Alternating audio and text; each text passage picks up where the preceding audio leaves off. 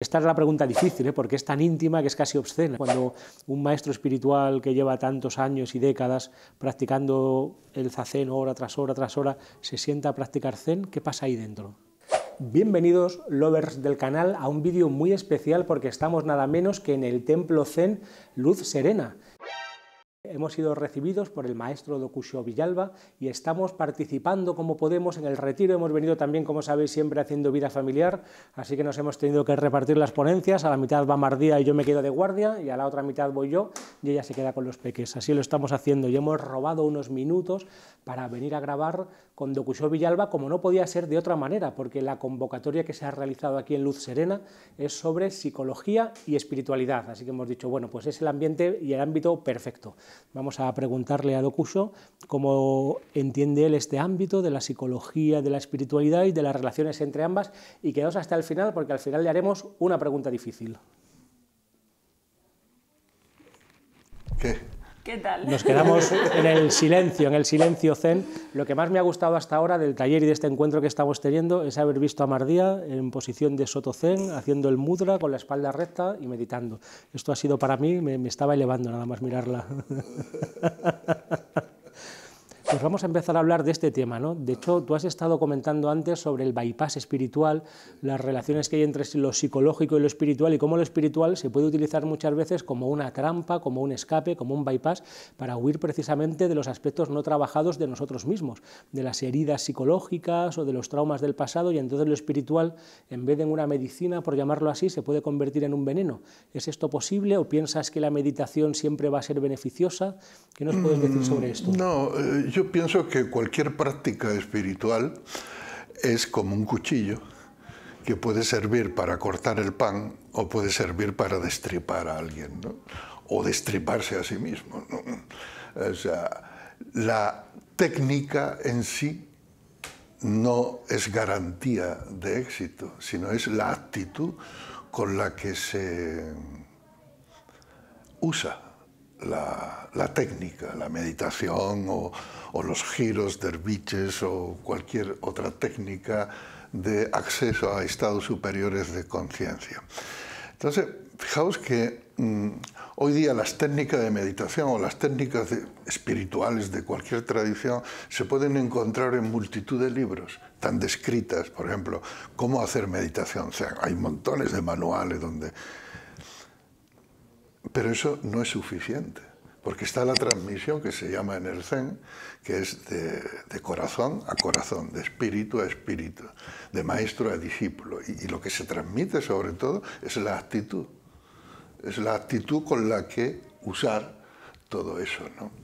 Entonces, efectivamente, cualquier práctica espiritual que por lo general están diseñadas para permitir el acceso a estados superiores de conciencia o a estados expandidos de conciencia, a estados más despiertos, pueden ser utilizadas también al servicio del ego, al servicio del inconsciente, al servicio de la pulsión del poder, al servicio de los mecanismos de defensa, al servicio del reforzamiento de la autoimagen y del yo, en vez de servir como técnicas de acceso y de liberación. Y a esto muchos autores le llaman el bypass espiritual, ¿no? Uno de los que empezó a hablar de esto fue John Welwood, pero también Shogyan Trungpa Rinpoche hablaba mucho de la falacia del bypass espiritual, que el bypass, como sabemos, es una carretera de circunvalación que evita atravesar la ciudad cuando quiere seguir el camino más allá de esa ciudad, ¿no? Entonces coge como la M30, la M40, la M50 en Madrid y sigues hacia el norte o hacia el este, donde quiera, sin necesidad de atravesar la ciudad. Entonces, en este caso, la ciudad sería la oscuridad del ego, la sombra en el sentido junguiano. Y algunas personas creen que se puede coger un bypass espiritual sin necesidad de entrar a trabajar y a iluminar la propia sombra. Es decir, la herida personal, la herida personal. Entonces, esto hay que tener mucho cuidado porque puede dar lugar a la falsa sublimación espiritual, a la proyección de un narcisismo espiritual, que uno se sienta por encima del dolor del mundo, del dolor humano, donde uno niegue incluso su propio dolor personal y se identifique con una autoimagen espiritual idealizada, ¿no? Eso es un narcisismo que hay que pinchar con dolor. Se tiene que producir esa deflación para que uno vuelva a conectar con el ser real, con el ser humano real, y a partir de ahí crecer espiritualmente y humanamente. No, recuerdo esto que nos decía el psiquiatra García Campayo, que lo único peor que el ego académico es el ego espiritual, ¿no? Exacto, exacto. Y es el más sutil, porque aparece disfrazado de no ego, aparece disfrazado de sublimado. Una actitud que vemos mucho en el sufismo, que ya sabes que se intenta practicar, que ya en sí es casi una paradoja, la virtud de la humildad, y es esa actitud de ojo, que yo a humilde, a mí no me gana nadie, ¿no? Esto es una cosa que tristemente vemos muy a menudo. Y también estamos aquí por ese anhelo de tejer puentes entre la psicología y la espiritualidad. ¿Cómo vives tú esto? Pues yo lo vivo muy bien porque hace muchos años que trabajo sobre el tema. Yo empecé a dar seminarios de psicología y espiritualidad hace como 25 años y he dado mucho en muchas ciudades españolas y he organizado varios encuentros de psicoterapia y espiritualidad en España, en Francia, en distintos centros de Dharma. Llevo muchos años trabajando en el tema desde ese punto de vista y yo también he estado comprometido con procesos de psicoterapia como paciente. Es decir, ha habido distintos momentos en mi vida donde la tierra se me ha movido y donde he entrado en crisis emocional, psicológica, y tenía muy claro que el origen de esas perturbaciones no estaban tanto en mi práctica espiritual como en ciertos aspectos no integrados de mi personalidad, de mi historia, de mi biografía. Y entonces, en distintos momentos, hasta 4 o 5 veces, he acudido a distintos especialistas, según la situación, para hacer procesos de 6 meses, 3 años, 4 años. Entonces, conozco en primera persona lo que puede aportar la psicoterapia, no solo la psicoterapia, porque se habla de la psicoterapia, un buen psicoterapeuta, que no es lo mismo, ¿no? Y porque la psicoterapia tiene que estar encarnada en un psicoterapeuta, en una buena praxis profesional, ¿no? Y entonces sé los beneficios que eso aporta porque los he visto después cómo han enriquecido mi propia práctica espiritual y mi manera de concebir y de usar mi práctica espiritual, ¿no? Muy importante esto que señalas del psicoterapeuta, ¿no? Había unos estudios clásicos, los del pájaro dodo, en que se intentaba ver cuál era la escuela de psicoterapia que mejor curaba, ¿no? Entonces se pasaban test y análisis y al final se llegó a la conclusión que se llamó del café para todos, porque en todas las escuelas había unos pocos, no muchos psicoterapeutas que más o menos funcionaban y curaban desde cualquier enfoque terapéutico y otros muchos que no valían para tanto, que no hacían tanto, ¿no? No importaba tanto la escuela, sino la relación concreta con un terapeuta concreto, ¿no? Esto que comentas, y qué maravilla que te animes y que te atrevas a decir aquí que has estado en terapia y en procesos de terapia varias veces, ¿no? Incluso en procesos largos. La terapia dura como una buena novia, digo yo, eso, entre 6 meses y 5 años, ¿no? Sí, como... Depende de la circunstancia, a veces hay psicoterapia breve, ¿no? Para un caso puntual. Recuerdo una vez que hice el proceso Fischer-Hoffmann de 3 meses, no el que se hace ahora de una semana intensiva, sino de 3 meses, en Tenerife. Entonces lo impartía un psiquiatra chileno, Paco Bontempi, y era solo un grupo de 10 personas, para un grupo de 10 personas, muy privado, porque era muy intenso, muy intenso. Entonces yo me instalé en casa de unos amigos que tenían una moto Yamaha que me prestaron para desplazarme, porque el sitio donde se trabajaba era un chalet en las afueras, en el campo, y no había servicio público ni nada. Entonces yo iba con la Yamaha 250, con mi casco, y claro, el primer día que nos había citado, estaban todos en la puerta esperando que abriera para entrar. Entonces yo llegué el último con la moto, con mi casco, todo. Decía, pues claro, yo tenía cierta aprehensión, porque en Tenerife en esa época yo era muy conocido. Había dado muchas conferencias, muchos seminarios, y la gente del mundo de la psicoterapia más o menos se conoce todo, ¿no? Y yo tenía miedo de llegar y de que me vieran como maestro zen, porque yo iba como una persona normal y corriente, ¿no? Pero el psiquiatra me dijo, no, no te preocupes, que aquí no pasa nada de eso. Entonces llego, aparco la moto, me acerco al grupo, me quito el casco y lo primero que dicen, ¡hostia, el maestro Dokushō! Digo, ya está, ya la jodimos. Entonces, ¿no? Es la sorpresa que mucha gente tiene de decir, pero ¿cómo un maestro espiritual al que he oído a oír, al que he ido a oír hablar y que me gusta, que me inspira, ahora resulta que está de compañero mío en un proceso de psicoterapia, ¿no? Pues es así. Según hemos empezado a hablar, me vienen todo el rato como dos palabras al corazón, ¿no? Uno, la intención que nos anima cuando hacemos camino, no solo camino espiritual, sino camino vital, y otro, el papel de la sinceridad en ese camino. ¿Nos podías hablar de ello? A mí me gusta mucho ese tema porque mi maestro de Shimaru mi primer maestro me regaló una vez una caligrafía que decía, la sinceridad es la vía del cielo.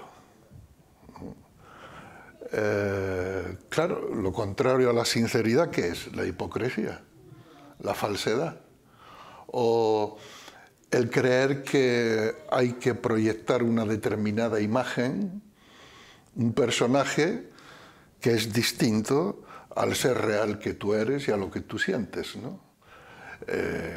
Eso, claro, genera una dicotomía, genera una disociación. Y todos estamos tentados de interpretar un personaje y de tener un público y de vivir para el público. Es decir, ¿qué es lo que le gusta a mi público? ¿Qué personaje es? ¿Cómo me tengo que presentar para que mi público esté contento? Entonces uno poco a poco, sin darse cuenta, se puede convertir en el personaje y irse separando de lo que realmente siente. Yo en ese sentido he sido y soy como muy intransigente.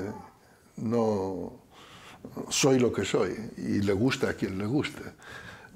Si no hay público, no hay público, pero por lo menos yo soy lo que soy y estoy siendo lo que estoy siendo en cada momento, haya gente o no haya gente, ¿no? Delante. Y a mí eso me da satisfacción, me da tranquilidad y sobre todo me da coherencia interior. Coherencia interior. El sentido de autenticidad en personas como nosotros que estamos supuestamente enseñando un camino espiritual, una vía de sanación, el sentido de autenticidad es fundamental. La sensación de autenticidad. Y esa sensación no te la da nadie de fuera. Nadie puede emitir un certificado de autenticidad. Es decir, la gente te puede decir qué auténtico es, pero eso no sirve. La verdadera autenticidad que sirve es la que uno siente por dentro. Cuando las luces se han apagado, cuando no hay público, uno dice, ¿qué? ¿Has sido auténtico? ¿Has sido tú mismo? ¿Has sido lo que eres? ¿Sí o no? O ahora ya te puedes quitar la máscara, ahora que no hay público te quita la máscara, te quitas el maquillaje. No, porque entonces eso es una interpretación.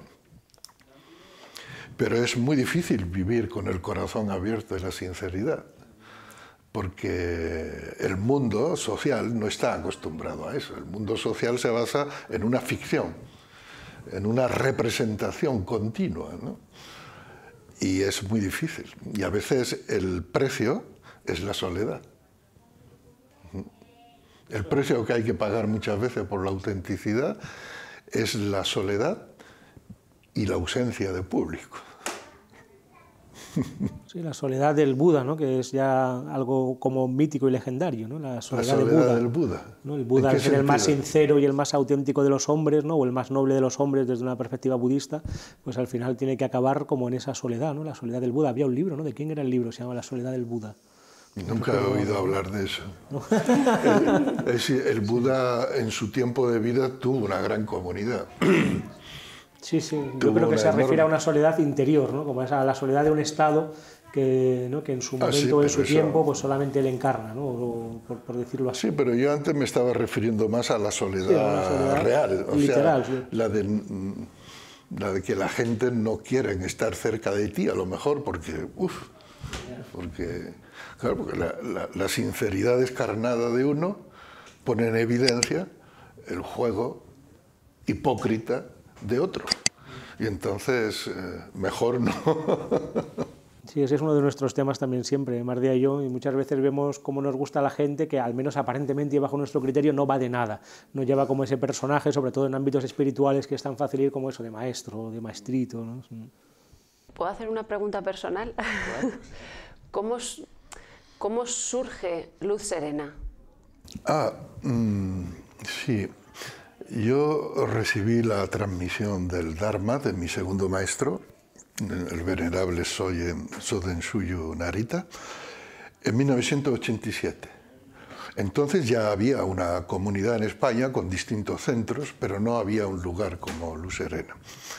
Entonces, estando en el templo del maestro Narita, estuve allí 2 meses, en el transcurso de toda esa ceremonia, porque son ceremonias largas que duran a veces varios días, sentí por primera vez la necesidad de que nuestra comunidad zen española contara con un centro de práctica, porque hasta entonces, yo vivía en Madrid, lo que hacíamos es, íbamos a un retiro en Aguilar de Campoo, pues llevábamos todos los instrumentos, todas las cosas, con varias furgonetas, montábamos la sala de meditación, montábamos todo, y después cuando se terminaba el fin de semana teníamos que recoger y volver a Madrid. Después que íbamos a Zaragoza, pues igual íbamos como gitanos, ¿no? Con la caravana y todo. Y bueno, en esa época era así, estaba iniciando la comunidad, entonces tampoco había tanta gente. Pero ya en el año 87, estando allí en Japón, ya me vino que a partir de ahora, ya con un maestro reconocido, pues la comunidad necesitaba un lugar, un centro de práctica que se montara y se dejara montado permanente. Además, un centro de práctica con una comunidad practicando día a día, no solo una práctica de fines de semana o de vez en cuando, o 3 o 4 veces al año. Y así fue cuando volví, pues lo dije en la comunidad, estaría bien que fuéramos pensando en encontrar un lugar para establecer y fundar un templo, pero en esa época no teníamos ni un duro. O sea, la comunidad no tenía nada de dinero, no tenía fondo. Y pues nada, dejamos eso. Yo quería tenía mucho interés en ir al Valle del Tietar. A mí me hubiera gustado fundar el monasterio en el Valle del Tietar, porque me gustaban mucho las corrientes de agua, el microclima que hay en La Vega. Pero por circunstancias de la vida de Madrid me vine a vivir a Valencia, me invitaron los del Centro Zen de Valencia, y ahí estábamos cuando nos mudamos, creo que en el año 88, y mi pareja y yo estábamos buscando un par de bicicletas para desplazarnos por Valencia. Valencia es muy llana, entonces bicicleta y hace buen clima. Y comprábamos el Segunda Mano, que es una revista para comprar una bicicleta de segunda mano, ¿no? Y toda la semana mirábamos, lo comprábamos, mirábamos, no lo encontrábamos. Pero yo decía, ya que he comprado la revista, pues voy a ver los demás anuncios. Entonces veía frigorífico, electrodoméstico, coches, motos, justo por leerlo, fincas rústicas. Y así fue cuando, una vez leyendo un número, había un anuncio que decía, se vende finca rústica, 33 hectáreas, en un sitio maravilloso, muy bonito, todo tal y cual. Y dije, wow, qué sueño sería esto, ¿no? Pero claro, yo pensé que iban a pedir muchísimo dinero, porque 33 hectáreas es bastante terreno, ¿no? Y había ya una casa construida, había una piscina construida, tenía pozo con agua. Total, que le dije al secretario, mira, a ver, llama a ver cuánto... Y entonces le dijeron lo que pedían. Entonces, oye, pues no es tanto. Esto igual se puede abordar, ¿no? Así que vinimos a verlo. Pero a mí no me gustó. La primera vez, cuando vinimos la primera vez, no es lo que hay ahora, ¿eh? Esto era un monte salvaje, pelado, sin camino, con la casa medio derruida. Esto hacía falta mucho trabajo y dinero para levantarlo, y nosotros tanto no teníamos. Y sobre todo que era muy seco. Yo buscaba algo donde el agua estuviera más presente, el agua corriente, algún tipo de riachuelo, algún tipo de más húmedo. Este es un lugar muy seco, ¿no?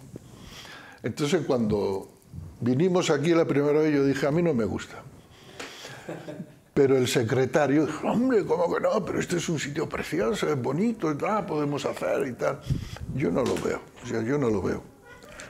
Así que, para no hacerlo muy largo, él convocó a todos los practicantes del dojo de Valencia, del Centro Zen de Valencia, y vinieron un fin de semana y a todos les gustó muchísimo. Yo seguía sin verlo. Entonces convocaron a los practicantes de toda España un fin de semana y vinieron y se hizo una asamblea general aquí, se hizo un recorrido y tal, y por asamblea general decidieron que sí, que era un lugar adecuado y que gustaba. Y bien, cuando se decidió eso, pues yo le dije, vale, pues ahora a ver cómo compramos y cómo construimos aquí algo. Solo se puede hacer a través de donaciones. ¿Cuánto da cada uno? Entonces yo tanto. Y ahí mismo se cogieron 8 millones de pesetas. El terreno costó 3 millones de pesetas de la época. Y los otros para acondicionar todo. De manera que eso fue a principios de mayo, compramos a mediados de mayo la propiedad, el 1 de junio vinimos el primer grupo de practicantes zapadores, que decía yo, porque venimos a trabajar, un grupo de 6 o 7, y el 1 de agosto del año 89 hicimos el primer retiro con 60 personas. O sea, en 2 meses habilitamos todo. Después, desde entonces, claro, se ha trabajado mucho aquí, ¿eh? Han pasado 34 años. Es una delicia. Tenemos alguna amiga que dice que es uno de sus lugares favoritos de toda la península, ¿no? Beatriz, la que esperamos ver esta tarde, a Beatriz Calvo. Sí. Sí, ella ha venido varias veces, pero sobre todo muy al principio. Ahora hace bastante tiempo que no viene, se va a quedar sorprendida al ver Luz Serena como está. A mí lo que más me ha gustado de Luz Serena es ese contraste para mí bello y auténtico también, en que vemos el campanote zen que utilizáis y debajo 3 botijos, ¿no? Esto me ha encantado. Claro, porque hace calor, entonces claro. Es una manera de... Sí, un templo zen español. Claro. Eso. La campana japonesa y el botijo español. El botijo español. ¿Una última pregunta? Yo quiero hacerle muchas últimas preguntas. Bueno, pues entonces, venga, tú, te toca. A mí me gustaría hablar un poco, ya que le tenemos aquí, de algo de lo que no se puede hablar, que es de la propia experiencia del Zen. A mí me interesa mucho la fenomenología de lo espiritual, cómo se viven internamente los estados de progresión espiritual hasta llegar como a ese no estado, que es un estado que no está muy claro. ¿Qué pasa cuando uno practica zazen o meditación zen mucho tiempo?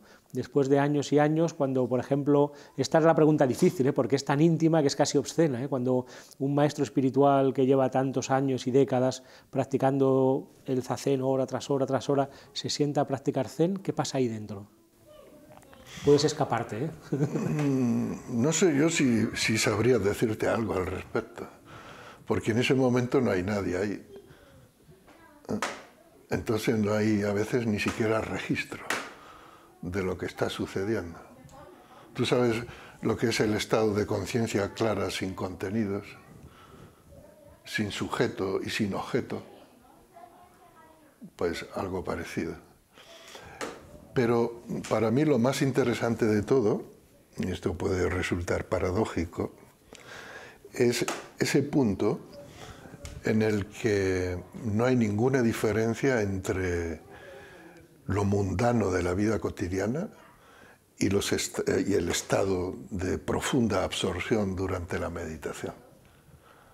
Es decir, que da igual que estés meditando o no meditando,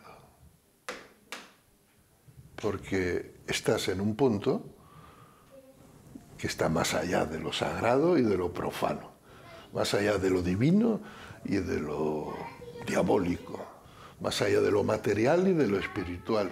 Y a mí ese es el estado que me da la mayor paz, el que me da, porque no me siento ni espiritual ni material.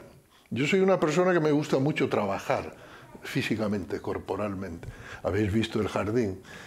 Ahí hay muchas piedras, rocas, hay muchas horas de trabajo, de azada, de poda, de transporte. Entonces me gusta cansarme físicamente, me gusta ejercer la musculatura. Y para mí eso es completamente espiritual. Cuando trabajo en el jardín físicamente es como cuando hago meditación zen. Es lo mismo. Y entonces yo creo que eso es importante, porque he visto mucho, y seguramente yo también he practicado y así, sobre todo en la sangha de mi primer maestro, vi mucho esto, que cuando uno se ponía el ropaje de monje o de monja y entraba en la sala de meditación y adoptaba la postura de Buda y recitaba los sutras, bueno, aquello era como muy espiritual, ¿no? Pero basta con que salieras de la sala de meditación, de pronto te convertías en un ser vulgar. Vulgar quiere decir en el sentido más peyorativo de la vulgaridad, ¿no? Entonces, esa disociación, ¿esto cómo es? ¿Esto cómo es? ¿No? Nunca me ha gustado. Y yo, por ejemplo, enseño aquí a la gente cuando viene. No sé si sabéis que para entrar en la sala de meditación hay un ritual, se entra con el pie izquierdo, se saluda en gassho, para tomar conciencia de que estás entrando en un lugar sagrado, ¿no? E igual para salir, se sale con el pie derecho al mundo. Entonces yo le digo a los practicantes, el fruto de la práctica aparece cuando no hay ninguna diferencia en tu mente entre entrar en la sala de meditación o salir de la sala de meditación. De manera que el mundo entero se convierte en un lugar sagrado, en un bodhimanda, decimos en sánscrito en el budismo, un lugar de despertar. Y ese es el sentido que tiene la frase en el Zen, que dice, la vía, el camino, está siempre bajo tus pies. No está en ningún lugar concreto, no está en la mezquita, no está en la pagoda, no está en la sala de meditación, no está solo en la iglesia o solo en la sinagoga, está allí donde están tus pies. Ese es el lugar sagrado. Entonces vivir en ese estado de conciencia para mí es la práctica espiritual. Wow. Y antes de la última pregunta de Mardía, me cuesta incluso hablar, ¿no? Estando en presencia del maestro es muy fácil, ¿no? Dejarse arrastrar o llevar un poco por un cierto estado, no sé cómo llamar, ¿no? De apertura espiritual, pero ya sabéis que por la propia dinámica del medio, antes de la pregunta final, tenemos que anunciar varias cosas. La primera y para nosotros más importante es que el primer fin de semana de noviembre, ¿verdad, Mardía? Bien, lo he dicho bien esta vez. Viernes y sábado. Viernes y sábado, estaremos en Madrid repitiendo el encuentro Somos Uno, Somos Únicos, el segundo encuentro Psicología y Espiritualidad, que esta vez llevará por título Unir el cielo con la tierra, porque como bien nos recordaba Dokusho, estamos siempre en este intento de que lo absoluto y lo relativo casen para que al final no haya diferencia o no haya dos cosas y estemos siempre en lo sagrado. Ojalá podamos al menos acercarnos un poco o dar pequeños pasos hacia ello. Estará con nosotros el propio Dokusho Villalba, si Dios quiere, y estará con nosotros Javier García Campayo, estará Jaime Buigas, vendrá Mariano Alameda, Luchi López, Olga Cebrián, Patricia del Olmo, qué maravilla, ¿quién más? Haremos también César Espinel, Luce López Varal, Pablo Beneito. Haremos también cierto tipo de práctica espiritual, tal vez hagamos un dhikr, también invitaremos, como en la ocasión pasada, a muchos de los asistentes a que en la medida que lo deseen pueden invitar al público a hacer una práctica, comeremos todos juntos y habrá espacios de convivencia también. También sabéis que por una pequeña cantidad al mes tenemos Patreons y miembros que apoyan nuestro contenido, con los que hacemos reuniones privadas que están siendo muy nutritivas, en las que trabajamos en horizontal. Mardía y yo, como dos más entre vosotros, íbamos proponiendo, tratando e investigando temas. ¿Qué más? ¿Algo más? Que se suscriban al canal. Bueno, suscribiros al canal, compartirlo, darle like. Y venga, la última pregunta, Mardía, o reflexión. No, yo quería, el otro día tuvimos una conversación muy interesante con Jorge Ferrer y entonces él decía, hablando de los posibles peligros que puede tener un maestro espiritual, y entonces él hablaba de lo interesante que podía ser hacer encuentros entre maestros de diferentes tradiciones, hacer como concilios en un mundo en que eso tiene sentido además porque vivimos en un mundo globalizado, ya pues la apertura interreligiosa es un signo de los tiempos, ¿no? Y quería preguntarte por esto, tú eres muy abierto en lo interreligioso también, ¿no? Pero... Sí, a mí me parece muy buena idea. Sí. Pero eso seguramente generaría dinámicas muy potentes, muy potentes. Fíjate que yo hoy por hoy lo veo bastante difícil de realizar. Porque, por ejemplo, eso no se da ni siquiera dentro del budismo zen. Y lo echo mucho de menos. Lo echo mucho de menos. A no ser que se dé en el marco de una organización jerárquica, ¿no?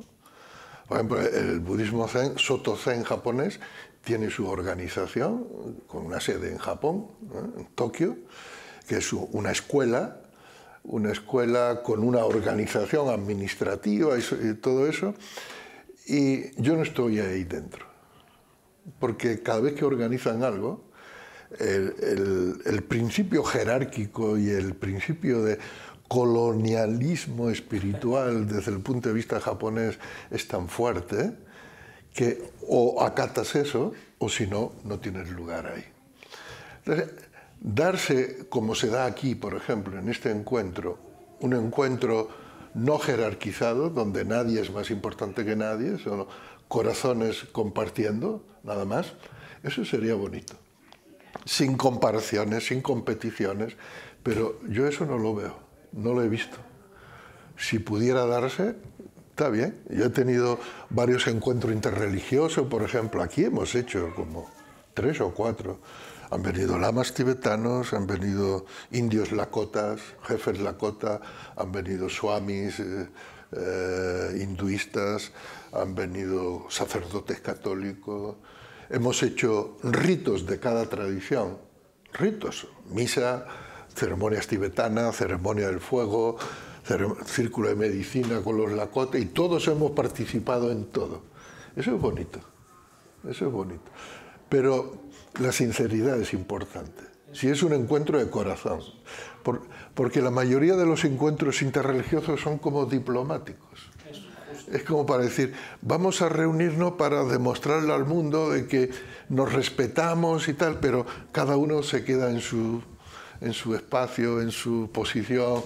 No hay apertura de corazón. En general, en muchos de los que yo he participado también a nivel internacional, o incluso encuentros interbudistas, es muy difícil que se dé una sinceridad. Ojalá. Sí, eso yo lo he pensado siempre muchas veces, ¿no? En un encuentro genuinamente interreligioso yo tengo que estar abierto a la tradición. El término religión lo tenemos un poco en cuarentena y con mascarilla, siempre decimos esto, no tengo muy claro qué es la religión, pero bueno, en un encuentro interreligioso tengo que estar tan abierto que si la religión del otro de repente me llama o me dice algo, pues puede interesarme genuinamente, ¿no? Y esto yo creo que no ha debido de pasar nunca o casi nunca, ¿no? Bueno, nuestros encuentros, Mardía, tienen algo de eso, ¿no? Porque todos los ponentes que han venido hasta ahora han celebrado siempre el misterio y han estado abiertos, yo creo que de una manera muy genuina, a escuchar a los demás, a enriquecerse de los demás, porque nadie ha venido como parapetado, como en una estructura muy dogmática o muy encorsetado, y eso ha sido lo más bonito que hemos tenido, y hacía que estuviera todo muy vivo, ¿verdad? Porque había una afirmación del misterio, sí, no había una afirmación del camino propio, sino dogmáticamente, más bien del misterio último que no se puede alcanzar, ¿no? Entonces en esa afirmación sí que nos abrazamos. Y del que nadie se puede apropiar. Que no tiene color, bandera, ni religión, ni nacionalidad, sino que exacto, es la condición de todo lo demás o algo así. Bueno, qué maravilla. Pues este no es el primer vídeo que tenemos con Dokusho Villalba. Ya grabamos hace mucho tiempo otros dos con él, que intentaré dejarlos de alguna manera por aquí, que veréis a dos jóvenes, Mardía y Rafa, entrevistando a Dokusho. Y también tengo yo un vídeo que hice, y ni siquiera qué mal voy a quedar, porque no recuerdo el título ahora, un libro tuyo que me dejaste una vez que nos vimos. El de la Plaza del Mercado. El Zen en la Plaza del Mercado. En la Plaza del Mercado. Y yo hice una videocrítica, que no diré si positiva o negativa, para que lo vayáis a buscar, y lo dejaré también por ahí. Y así veréis qué opiné sobre el libro de Dokusho Villalba. Sí, muchísimas gracias. A vosotros por la oportunidad. Palabra o reflexión. Si quieres lanzar una última bendición, palabra, reflexión, consejo o lo que te salga. Bueno, daros las gracias personalmente por brindarme este espacio y decir a vuestros seguidores que bueno, el Templo Luz Serena lleva aquí desde hace 34 años, que hay un programa de retiros anuales con 4, 5, 6 retiros al año, distintos seminarios de estudio también, y que pues si alguien está interesado puede entrar en la web de la comunidad, que es www.sotozen.es, y ahí está el programa de actividades en el Templo Luz Serena y en los distintos centros que tenemos a lo largo de España. Y que será un placer recibir a los que vengan buscando aprender y a meditar y experimentar el silencio en medio de la naturaleza. Sí, un lugar que es un privilegio, y además con una persona que, en mi opinión al menos, es auténtica y sincera, como es Dokusho Villalba. Y además así, pondremos todo debajo. Pondremos todo debajo, toda la información, exactamente. Estupendo. Podréis tocar la campana japonesa, que no sé si se puede tocar, pero sí podréis beber del botijo, eso sí. Bueno, pues Muy bien. gracias, un placer sí. como siempre, muchas gracias a todos y bendiciones.